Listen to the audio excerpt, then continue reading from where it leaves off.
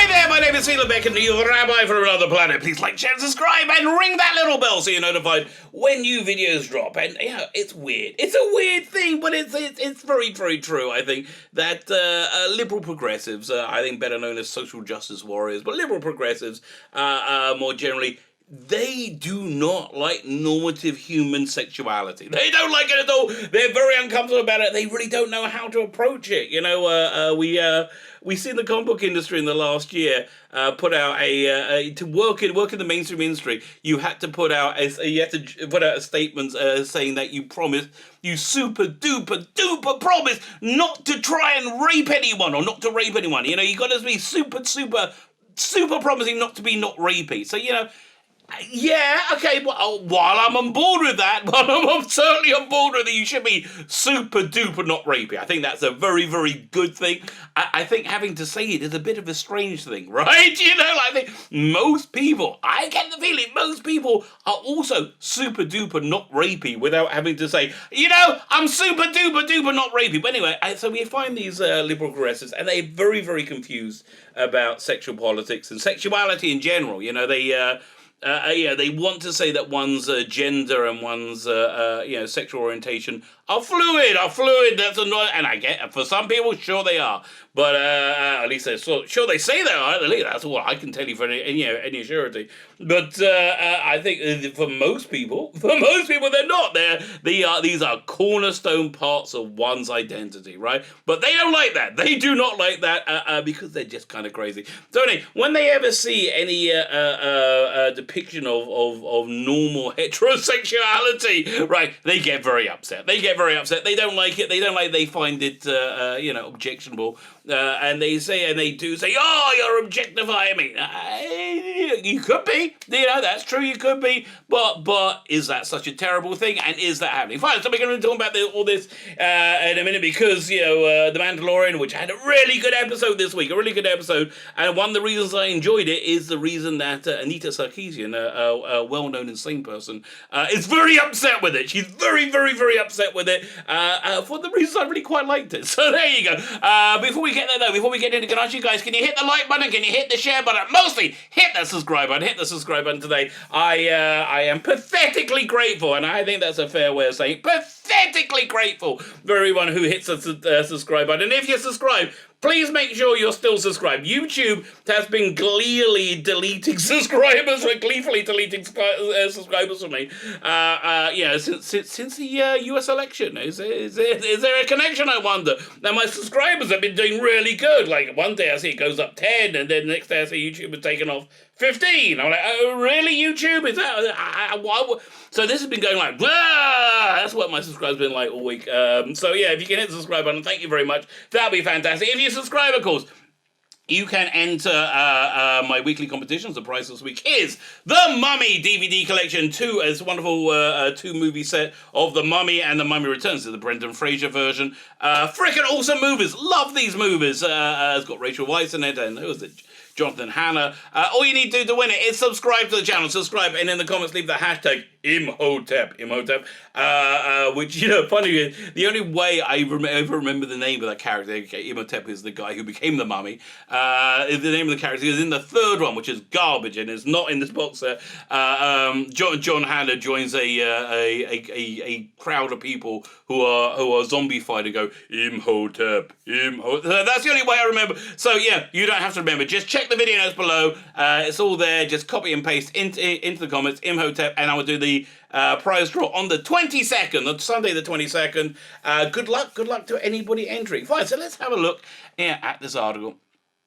From there we go. You see, it's got Katie Sackhoff in it, reprising a role from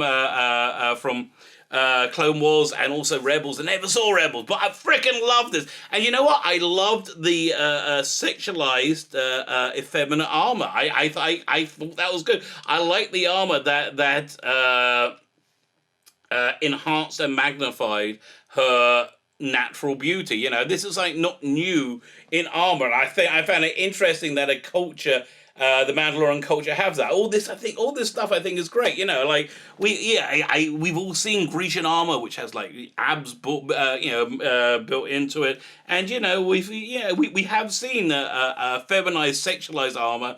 And again, Anita Sarkeesian made a head blow up. So let's see what she has to say. Anita Sarkeesian plays a victim after receiving pushback from women against disingenuous complaint of boob armor in The Mandalorian. See, this is the thing. I find, again, I can't speak for all peoples or all women, but I find normally sane women like to be attractive, right? Sane women, again, there's a difference between being attractive and being objectified. When you're being objectified, I think you're being reduced to your physicality, which is a factor. It is a factor in normal male heterosexual relations. Is it a bad thing? The other thing, they used to have these things called grid girls on motor events in England, which is very, very attractive women wearing not much at all, walking around like holding up signs or something. I'm really not sure, but you know what? It just made the men there watching it go, oh, that's kind of fun. It gets you smart, mate, and brings you in. It employed the women to it, and I don't think the women who did it were forced in any way to do it. And I think they made a decent living at it, and they will self-actualize. I honestly, I can't stand this this progressive liberal Puritanism, right? And honestly, I think Puritanism is not a bad thing. I am a rabbi. I'm a very dirty rabbi, but I am a rabbi, and I do believe in biblical values, and I think that biblical values, a central content of that is inherent respect for all people, and not to be overly and blatantly sexualized. So I would say biblical values is the grid girls. Probably not a good thing either, but I think by secular values it shouldn't be a problem at all. And again, I just see you depriving men of happiness and women of good paying work. So I don't know what to do. But anyway, there is just a general hatred of men, men being heterosexual and feeling good about it. Okay, fine. So Anita Sarkeesian has once again. 100%. I want to be really clear here that this all has to be completely consensual. If you're in a convention and there's a woman who is scantily clad in a cosplay thing, you're not allowed to touch her without permission. But again, this is just the insanity in the world we live in. Because again, these people just don't understand human sexuality that well. Yeah. Anita Sarkeesian once again sparked a wave of discourse after the terrorist feminine media critic cried foul and played the victim. Yeah, they do that, don't they? After receiving a pushback against a complaint that she made against the boob armor in The Mandalorian. Firstly, Katie Sackhoff here. I've never seen her look better as well. I think Katie Sackhoff is a genuinely very, very, very attractive person. I've never seen her look better in this. I love the hair. I love the makeup. I love the boob armor. I'm sorry. It makes her look good. And it makes me want to look at it. Again, I'm a human freaking being. I'm a normal male heterosexual. And that means I do like to look at beautiful women, okay? This has just been a constant through human civilization. Since the dawn of freaking time. I mean, have you ever been to any art gallery? By the way, my favorite city in the world to visit is Florence. I absolutely love Florence. Firenze. I like Italy in general. But if you go there and you go to like the Duma or any of those incredible art galleries with the Renaissance sculptures, you'd see, like, again, this appreciation of beauty. You see it in both, when it's got males and females, an appreciation of beauty. And it's not a bad thing. In fact, it's a weird thing to not be able to appreciate beauty and to say it's wrong and say it's evil and you are dirty. You're a dirty little boy if you want to be sexually attracted to women. That's the freaking normal, I have to tell you. In science fiction nowadays, especially in Doctor Who, in the Big Finish Doctor Who, the audio company that makes been making it, generally speaking, quite good. But I don't know how humanity has survived, because I have not seen a heterosexual couple in genre as long as I freaking can remember. Especially in Doctor Who. Okay, while last season Mandalorian had thus far shown numerous moments of worthy fan excitement, such as the Din Djarin's straight out the Knights of the Old Republic crate dragon hunt. See, I don't know anything about the EU, right? So or Baby Yoda potentially genocidal eating habit. It's not genocide. He ate a few eggs. They really chill out. And we saw in this this episode, the eggs hatched and he was playing with a little baby and it was all cute. They're fine. Everyone's freaking fine. Relax, okay? Yeah, it was a gag. He ate some of them, but it was a bit. It was a little bit of a weird gag, but it was a gag nonetheless. A few events in the second season I enjoyed as bigger fan reaction as the return of fan favourite Mandalorian Bo-Katan Kryns. Yeah, freaking awesome. And you could just see this picture here, right? I can't zoom in on it. But they just see the picture here of, when you saw them in long shot. And you saw that their armour was both feminine. You had a waist and you had a chest line. And it looked cool. It looked cool, and something you hadn't seen for so freaking long. Also, it just matched the established look of the character as well. I just can't stand all this like defeminization and desexualization everywhere. Star Trek Discovery, the uniforms are designed to desexualize women, right? They're just designed for that. They're the utilitarian.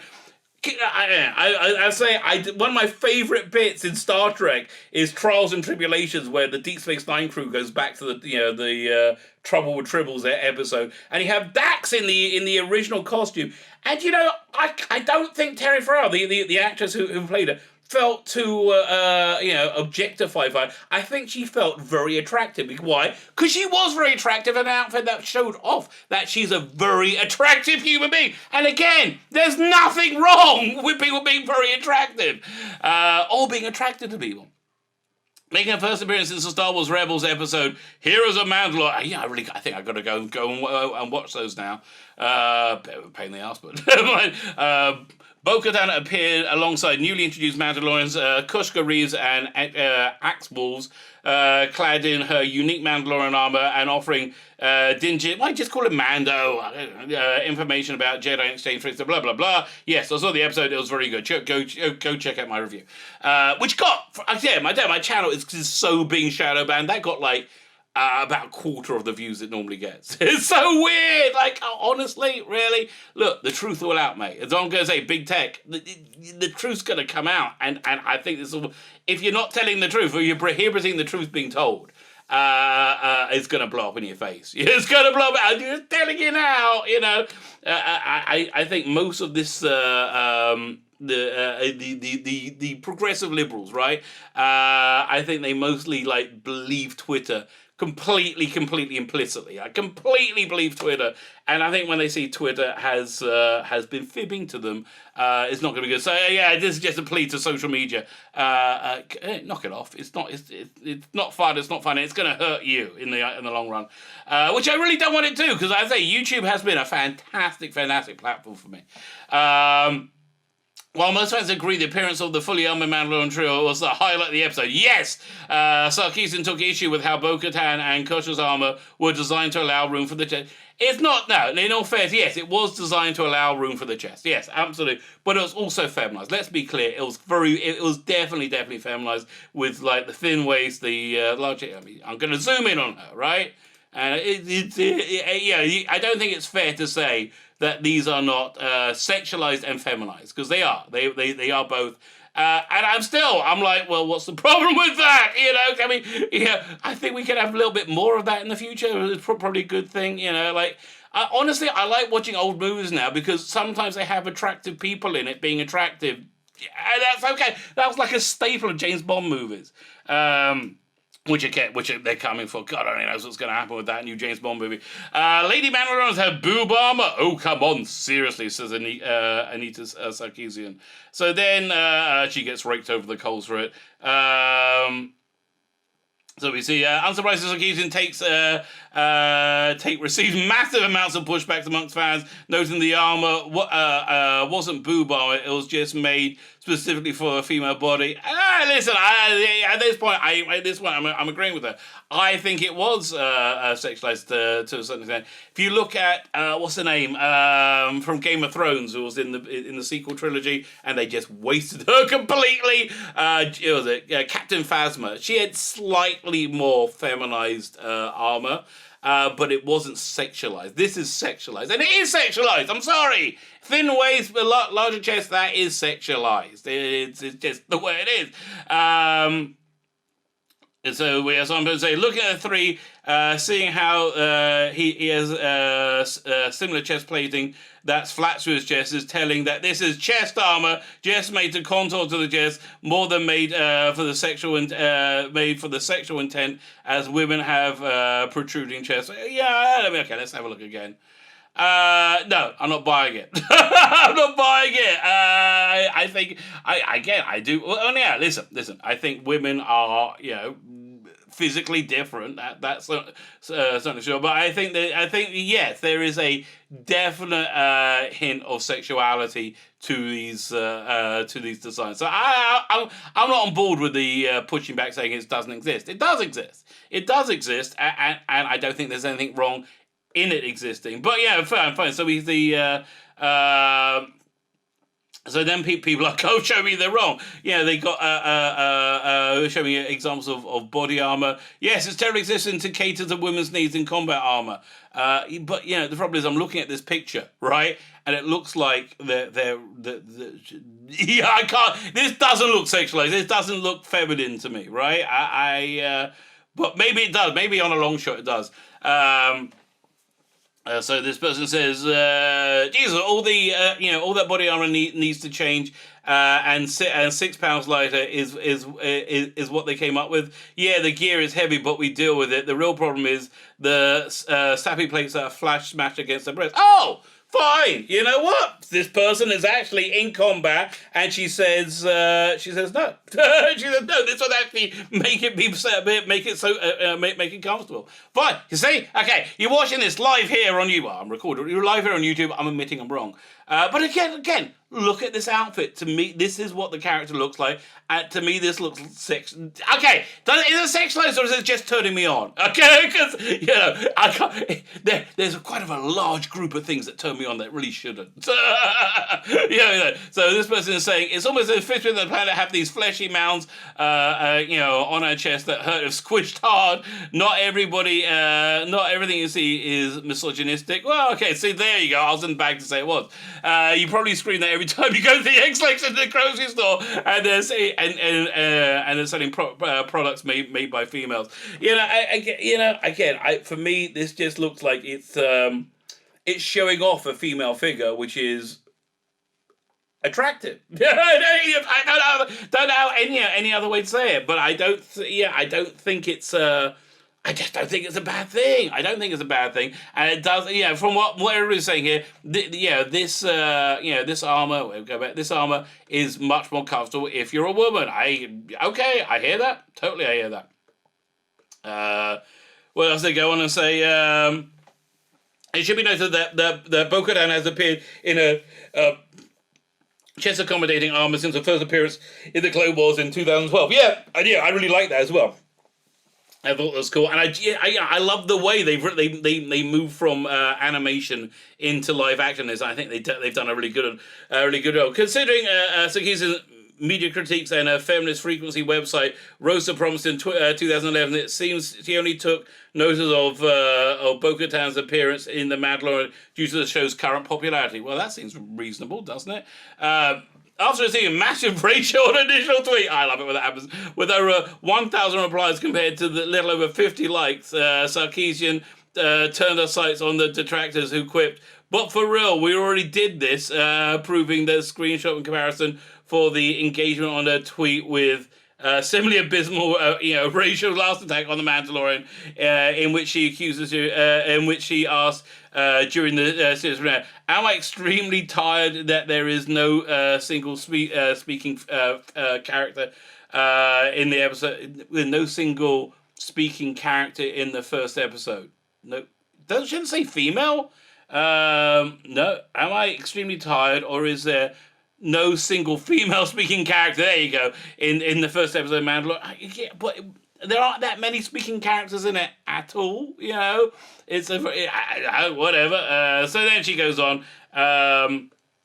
Sarkeesian would launch a tirade against those who disagreed with her arm-related complaints, straw-manning her critics as grown-ass children who throw these embarrassing temper tantrums. No, it's not a temper tantrum when somebody says you're wrong. You know, again, I don't know this person very well, but I can imagine that she relates very much to the character of Michael Burnham on Star Trek. Michael Burnham on Star Trek in the 5th episode that I just reviewed developed this new expression of utter disbelief when anybody disagrees. It's like, you know, this utter disbelief when anybody disagreed with her. I think Anita Sarkeesian could probably relate to that. So she said, these grown-ass children get so emotional and throw these embarrassing temper tantrums when a woman has even the slightest critique on the mainstream. No, it's not a temper tantrum to say you're wrong. You had a bunch of women say you're full of crap, and this actually would be more comfortable. I understand. It did look feminine. I understand. For me, it looked attractive. I understand that.